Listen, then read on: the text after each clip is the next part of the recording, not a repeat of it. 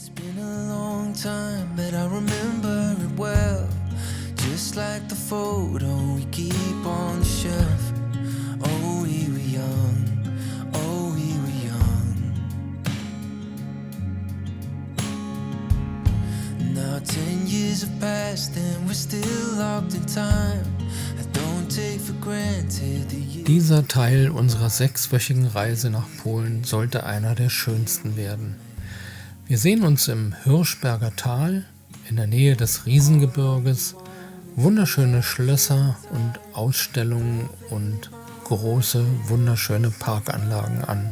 Lucky to find what we're both looking for in this life. Wir beziehen Quartier auf einem sehr schönen Campingplatz mit Blick auf das Riesengebirge. You make me feel like enough. I'll ever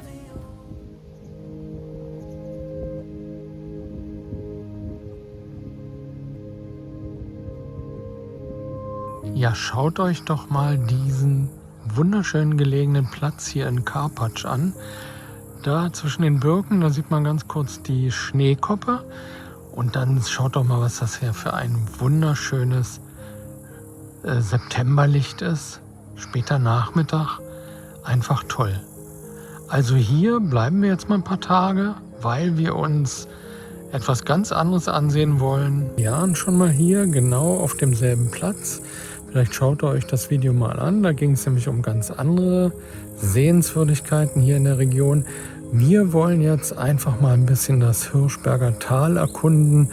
Ein Tal, das sehr viele schöne Schlösser und Burgen hat. Und das wollen wir uns unbedingt mal anschauen.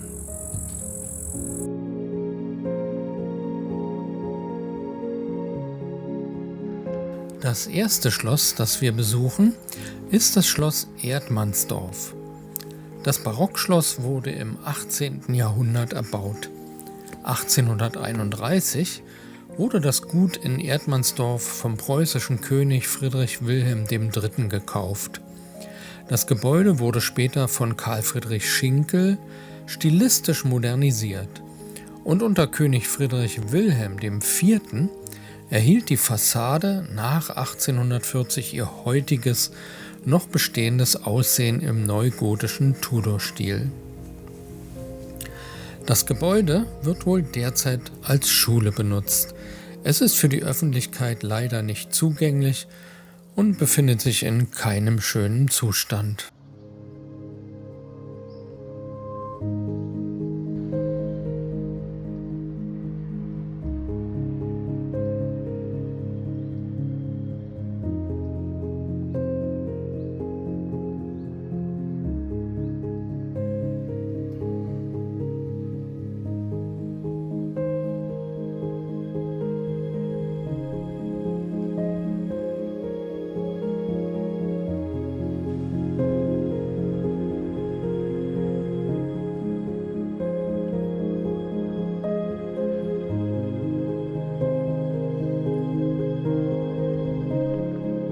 In der Nähe des Schlosses wurde unter der Leitung des preußischen Gartenarchitekten Peter Joseph Lenné ein großer Landschaftspark mit einem See angelegt. Die Sichtachsen in Richtung Schneekoppe, die existieren allerdings nicht mehr.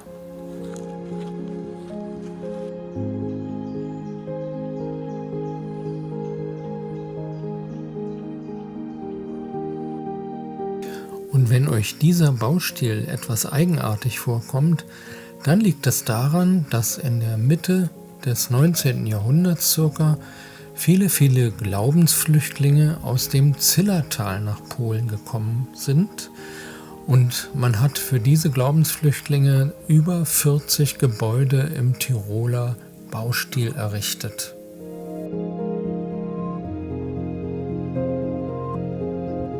Sportanlagen sind selbst in dem kleinsten Dorf vorhanden, wie hier im Schlosspark. Unsere Fahrt geht weiter nach Lomnitz, wo wir dann das Schloss und Gut Lomnitz besuchen.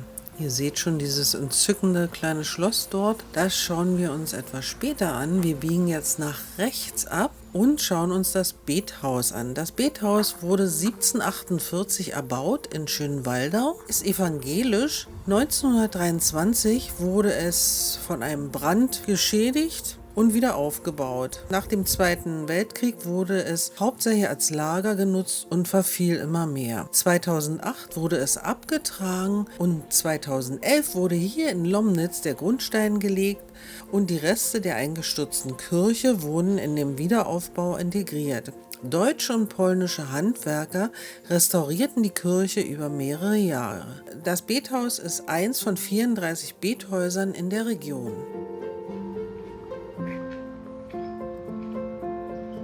Ja, und nun gehen wir ins Schloss Lomnitz und sehen uns eine Ausstellung an, die da heißt 3 Jahrhunderte Leben im Schloss Lomnitz.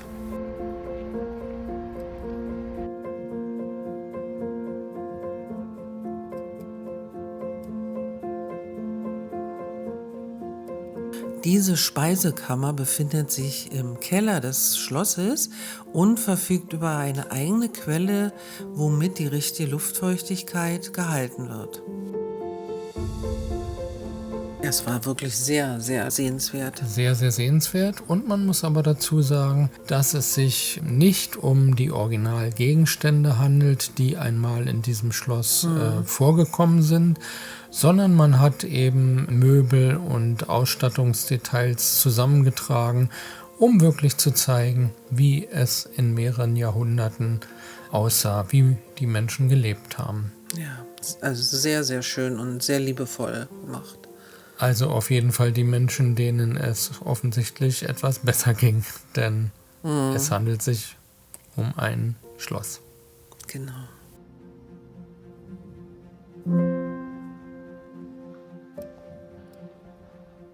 Wunderschön der Blick aufs Riesengebirge, die Räume so lichtdurchflutet. Wir hatten echt Glück, es war einfach wunderschön. Ja, und jeder Raum ist ein Erlebnis für sich. Ja.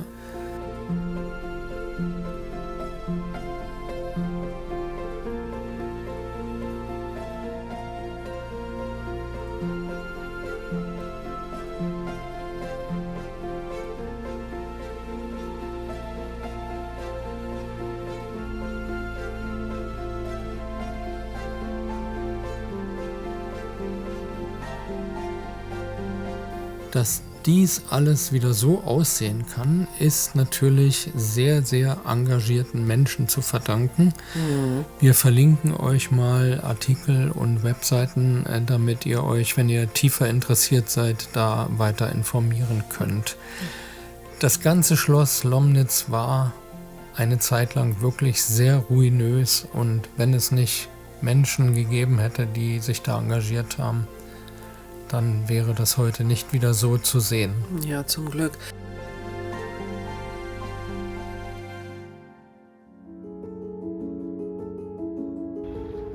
Wir wollen natürlich nach dem Ausstellungsbesuch erstmal etwas essen gehen und gehen halt hier zu diesem Gebäude. In diesem 1804 erbauten sogenannten Witwenhaus wollten wir was essen, aber es war nur Hotelgästen vorbehalten. Genau, also schauen wir uns erstmal jetzt den Schlosspark an. Hier das süße kleine Schloss Lomnitz von hinten.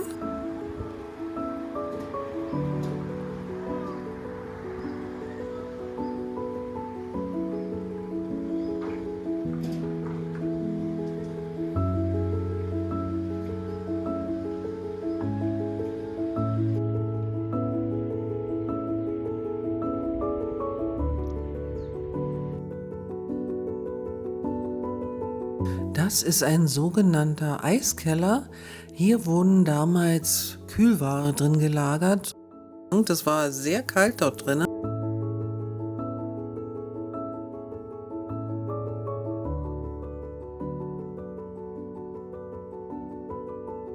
Ja, ab geht's in den Schlosspark. Wir haben gelesen, dass man sich wirklich bemüht hat, in den letzten Jahren die alte Wegeführung in diesem Schlosspark wiederherzustellen, dass es so nach dem historischen Vorbild ging. Hier seht ihr das Hotel nochmal von unten. das ist der Bober.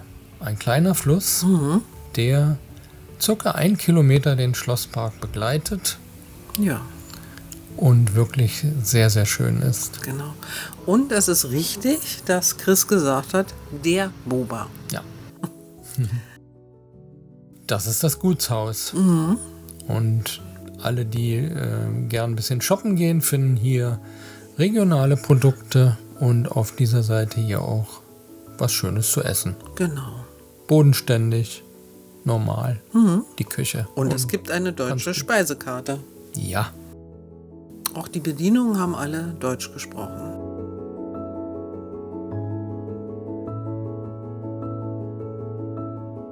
nochmal ein Blick auf den Bober. Und es geht weiter zum nächsten Schloss durch eine wirklich so schöne Landschaft. Wir hoffen, dass, wenn ihr da mal hinkommt, dass ihr es auch lieben werdet. Es ist sehr lieblich dort, gibt kleine Berge und die ganze Landschaft, Hirschberger Tal, liegt so ca. 250 bis 400 Meter hoch. Aber sehr, sehr schmale Straßen, wie ihr seht, und kaum eine Ausweichstelle. Also am besten ja relativ morgens wahrscheinlich unterwegs sein. Ich musste alle meine Nerven zusammennehmen. Also es ist, ja, ihr seht ja, die Straße ist kaum breiter als unser Wohnmobil. Ich glaube, da fuhr sogar ein Bus. Also Gott sei Dank kam der uns nicht entgegen. Also wir hatten aber trotzdem Glück, glaube ich. Also es war nicht sehr viel. Also da bin ich heute noch froh. Aber die Landschaft hat uns gut gefallen. Oh ja. Man kommt hin und wieder auch an Parkplätzen vorbei, wo man dann quasi da in diesen Wäldern und kleinen Gebirgen ein bisschen wandern kann. Aber ich glaube, empfehlenswert sind Bergschuhe. Also wir haben Leute gesehen, die da einen ziemlich steilen Weg runterkamen. Ne? Würde ich immer anziehen. Ja, unbedingt. Also, man sollte es nicht unterschätzen.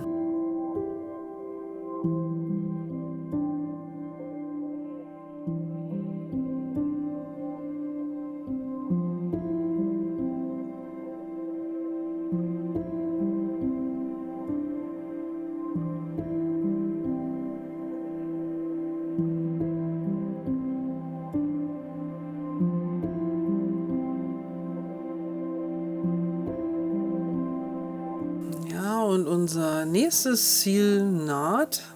Genau, ein weiteres wirklich sehenswertes Schloss. Auch erst in jüngster Zeit wieder restauriert und wiederhergestellt und wirklich zu neuem Glanz erwacht. Also wie gesagt, wenn ihr nach Karpatsch fahrt, nicht nur die Stabkirche Wangen ist interessant, sondern auch der Rest der Umgebung. Das Schloss Fischbach wurde um das 14. Jahrhundert herum erbaut. Im 18. Jahrhundert gehörte es der Familie von Zedlitz und ab 1822 den Hohenzollern. Dank Prinz Wilhelm von Preußen, dem jüngeren Bruder von König Friedrich Wilhelm III., erhielt es seine neue gotische Ausstattung. Nach Restaurierungsarbeiten befindet sich heute in dem Gebäude ein Hotel. Es ist nicht öffentlich zugänglich. Das Restaurant, auch wenn das Gebäude nicht öffentlich zugänglich ist, also die meisten Bereiche sind den Hotelgästen vorbehalten, kann man aber das Restaurant als Gast besuchen. Und wir haben in dem wunderschönen Innenhof gesessen und ich glaube, die teuerste Torte unseres Lebens gegessen. Ich glaube, das waren 8 Euro das Stück. Aber wer in einem Schloss speisen möchte, beziehungsweise Kuchen essen möchte, darf auch königliche oder kaiserliche Preise zahlen. Ja, und dann macht man sowas einfach mal. Ach eben. Wie sagt man lebt nur einmal. Genau.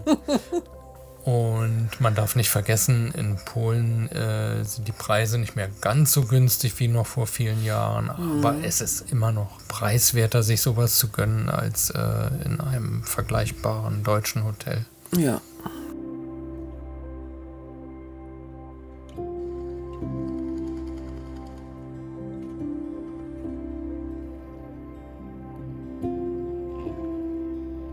Ja, auch die Parkanlage wirklich wunderschön gestaltet und erst recht hier, wenn es dann solche Spiegelungen gibt. Traumhaft. Da schlägt das Fotografen- und Filmerherz höher. und wir fahren wieder zurück zu unserem Ja. Campingplatz. Man hat einen festen Platz dort.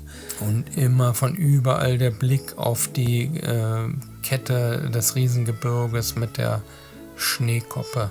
Einfach traumhaft. Ja.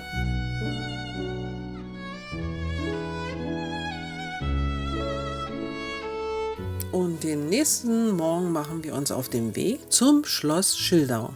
Das Schloss Schildau war ursprünglich ein Herrenhaus aus der Renaissance, welches um 1607 erbaut wurde. Die größten Modernisierungen wurden in der ersten Hälfte des 19. Jahrhunderts im neugotischen Stil durchgeführt.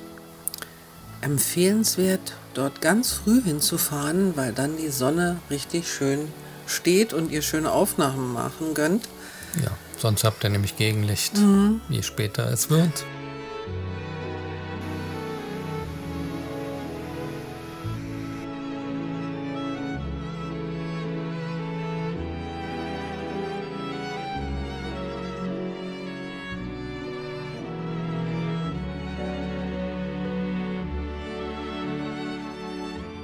Es war ein Traummorgen. Sonne, etwas frisch, kühl, aber schön. Und als wir da so durch den Schlosspark sind, da war uns bewusst, dass das wohl wirklich eines der absoluten Highlights unserer 2025er Polenreise war Ja, und ist. also Schildau ist für mich eigentlich das Lieblingsschloss. Für mich. Der traumhafte Schlosspark ist nach einem Entwurf von Peter Joseph Lenné gestaltet worden.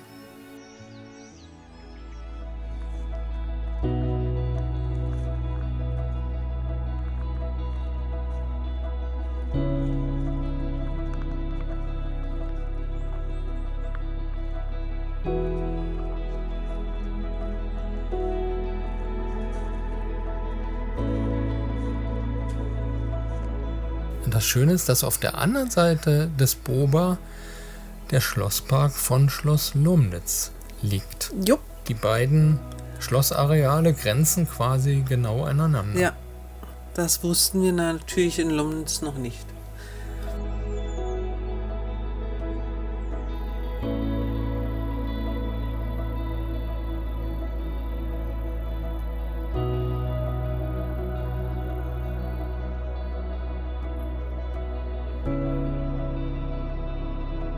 Eine süße kleine Hummel hier am Springkraut. Ich habe es extra langsamer gestellt, damit man so sieht, wie sie fliegt und ihre Arbeit verrichtet.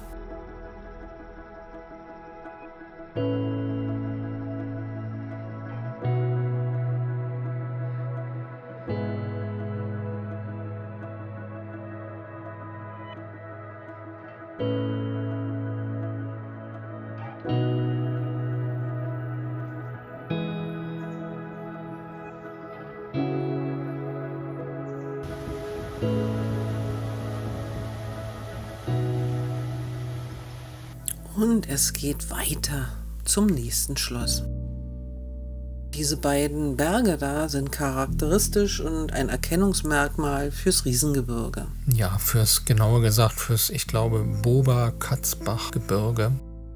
Ja, hier noch ein Blick von der Drohne aus über das Hirschberger Tal und am Horizont wieder die Riesengebirgskette mit der Schneekoppe. Ganz charakteristisch. Hier seht ihr den kleinen Ort Boberstein.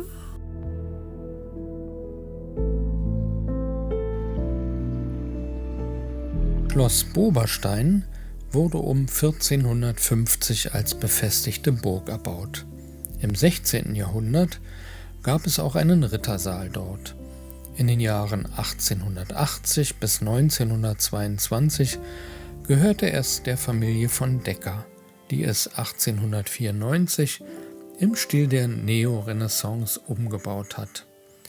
Heute verfällt dieses wirklich wunderschöne Gebäude leider zusehends. Ja, es ist einfach traurig zu sehen, wie solche wunderbaren Gebäude doch vereinzelt halt auch in ganz, ganz schlechtem Zustand sind. Und wir würden uns wünschen oder hoffen, dass sich auch dort mal jemand findet, der gar nicht wenig nötig Geld wahrscheinlich in die Hand nimmt und was tut.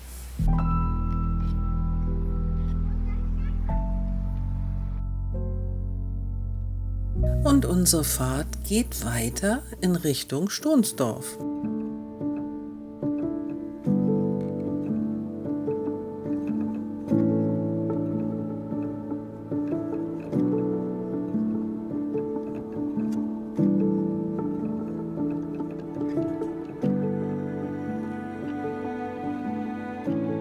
Schloss Stonsdorf wurde im 16. Jahrhundert als Herrenhaus erbaut. Im Laufe der Zeit gab es mehrfache Umbauten. Heute gibt es in dem Schloss ein Hotel, ein Restaurant und eine Kunstgalerie. Also wenn ihr hier essen gehen wollt, es war sehr schmackhaft, ja, aber dann bringt sehr viel Zeit mit. Also um jetzt erstmal zu bestellen, das Mittagessen, mussten wir, glaube ich, eine halbe Stunde warten und dann nochmal eine halbe Stunde aufs Essen. Und das gleiche dann auch beim Dessert. Ich glaube, da war es sogar eine Dreiviertelstunde. Ja, aber es war eine tolle Atmosphäre da. Sehr schmackhaft. Das kann man ja hier schon sehen. Das Essen war gut, aber irgendwas stimmte wohl mit der Organisation nicht so ganz. Die beiden Bedienungen waren bemüht, aber es dauerte. Ja, die sind aber rumgerannt. Also und teilweise eine Treppe nach oben ohne Geländer und dann mit dem ganzen Geschirr. Also ja, und die Treppe war sehr ausgetreten. Und dann noch der Abstecher in den Park. Der sehenswerte Park bietet sogar einen kleinen Blick auf die Schneekoppe. Außerdem gibt es einen wirklich herrlichen Baumbestand mit vielen Baumarten in diesem Park.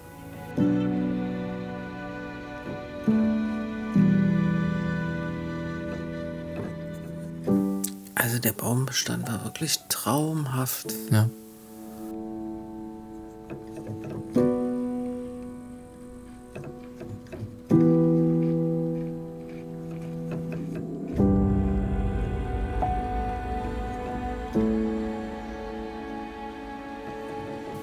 Die Herbstfärbung war auch richtig schön.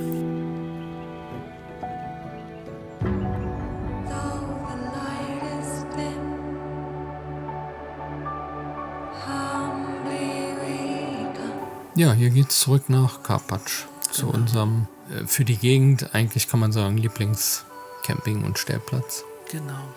Und ein wunderschöner Tag geht zu Ende. Ein erlebnisreicher Tag.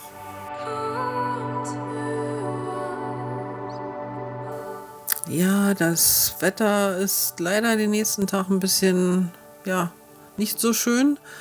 Und wir schauen uns den Park Miniatur an. Ihr seht's hinter uns, wir haben die Landschaft geschrumpft.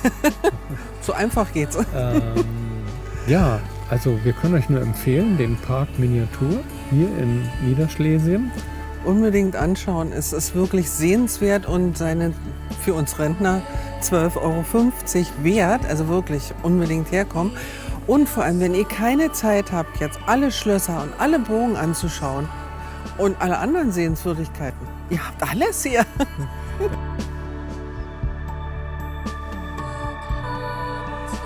Hier zeigen wir euch ein paar Schlösser, die wir nun gesehen haben und ja, in Miniatur, wie sie da aussehen.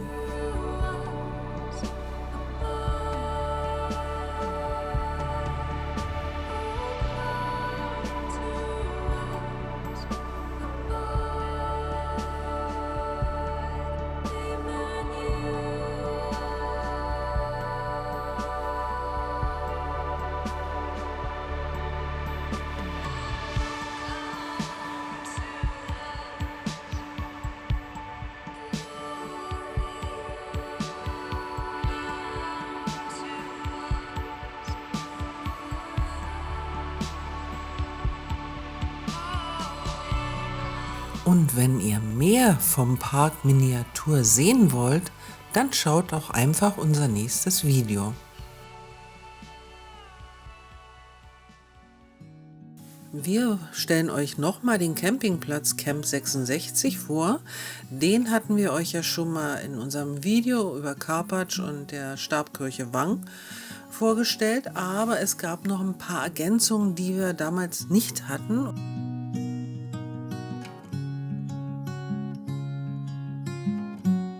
Das ist der Aufenthalts-Essbereich.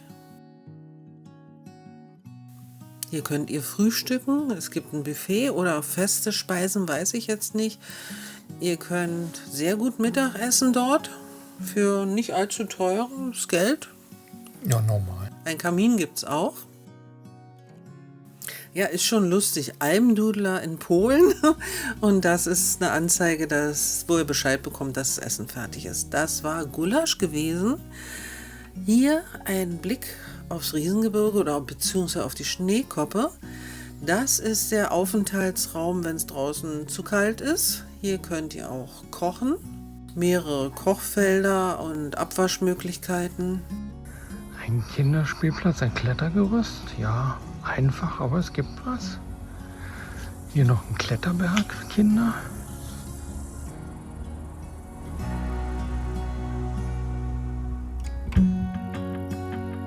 Ja, einfach ein wunderschönes Panorama. Diese Zelte hier, die gehören zum Campingplatz, weil da auch mal ganze Gruppen unterkommen können. Hier nochmal ein Überblick, wie ihr da so stehen könnt. Ihr bekommt feste Plätze, wie gesagt. Sie sind sehr groß, 100 oder 120 Quadrat, ich bin mir jetzt nicht sicher. 2 Plätze teilen sich da so eine Bank mit Tisch und 4 Plätze teilen sich praktisch hier den Wasserhahn mit Frischwasser oder beziehungsweise Trinkwasser. Und das hatten wir euch letztes Mal nicht gezeigt. Das ist der Raum, wo die Waschmaschinen und Trockner stehen. Und ihr könnt dort auch bügeln, wenn euch danach ist. Ja, das Wetter war zwar sehr schön, aber der Wind war ziemlich garstig. Ich glaube, in Deutschland war es, glaube ich, auch gerade so. Ja, das sind so Sturmausläufer. Und es war trotzdem ganz mild an diesem Tag. Nicht kalt.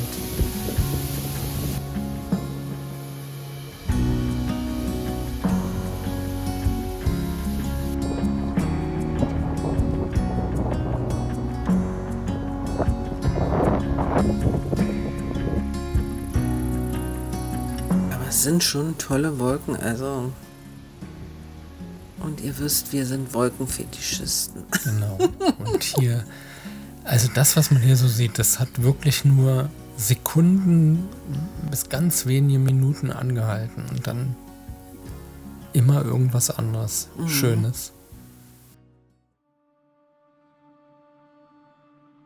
Ja, nach 7 Tagen Geht die Tour langsam zu Ende, aber wir wollten auf keinen Fall versäumen, uns auch noch eine Burg anzusehen. Genau, das andere, wie gesagt, waren ja Schlösser.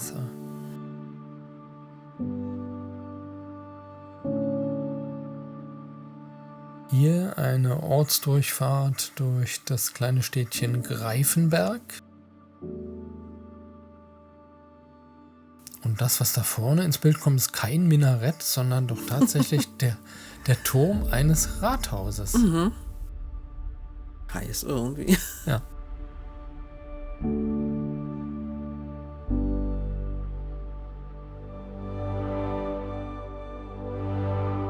Eigentlich auch sehr viele alte Häuser, ne? Ja.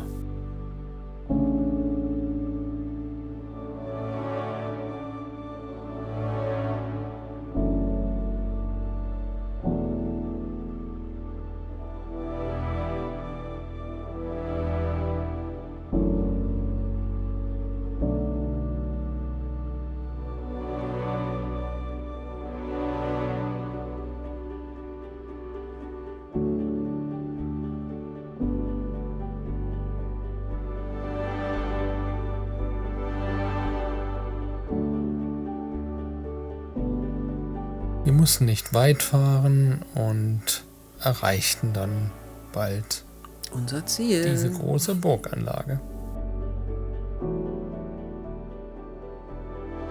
Auch hier so ein bisschen die Nebengebäude und so nicht so in tollem Zustand, aber hier ist der Eingang Genau, zur Burg Zschocha. genau. Und rechts ist dann ein riesengroßer Park, oder 2 riesengroße Parkplätze.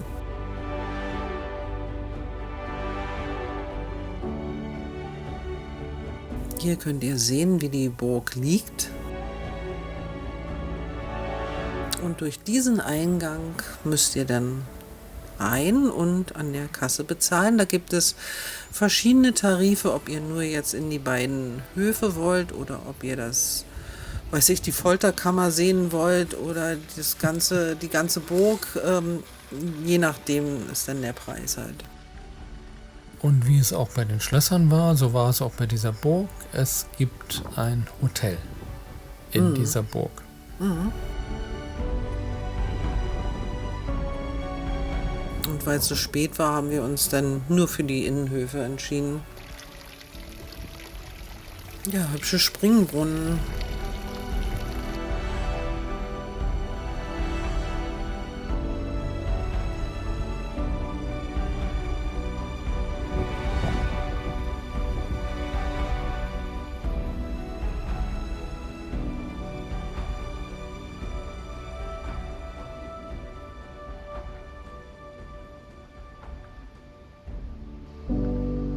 Also uns hat fasziniert, wie diese massiven Felsen, die ihr gleich sehen werdet, und die massiven Steine, das ist schon sehenswert. Ja, die Schlösser waren zart und filigran und das ist richtig, ja, massiv.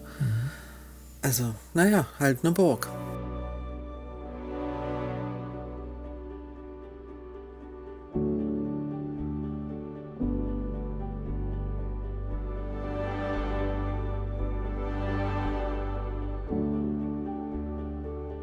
Wir können es euch nur empfehlen, wenn ihr mal auch eine weitere andere Seite Polens kennenlernen wollt, dann einfach mal nach Schlesien in Richtung Riesengebirge. Man kann so unendlich viel machen. Wandern, Schlösser angucken, Kultur angucken, Landschaft gucken. Ja. Es ist einfach umwerfend.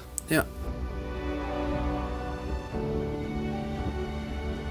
Und ich meine, wir waren auch wirklich extrem begeistert von den ganzen Schlössern und dann, wie gesagt, dieser Burg. Also das hätte man eigentlich gar nicht so vermutet, glaube ich. Ne? Ja, und ich glaube, ich muss mich wiederholen, aber nach unserem Aufenthalt in Masuren war das zweifellos das nächste. Schönste, ne? Ja, das nächste und absolut großartigste Highlight der 6-wöchigen Polenreise, die wir 2025 gemacht haben. Ja, diese Wandmalerei, ich weiß nicht, ob man das auch Graffiti nennen kann. Ich glaube, in der Schweiz nennt man das so, aber sah auch sehr schön aus. Wenn euch das Video gefallen hat, dann würden wir uns über einen Kommentar oder ein Like freuen. Kommentar ist ganz wichtig oder Kommentare sind ganz wichtig, haben wir ja schon öfter mal betont. Ihr könnt dazu wirklich beitragen, dass unsere Videos mehr Reichweite bekommen und darüber freuen wir uns natürlich riesig.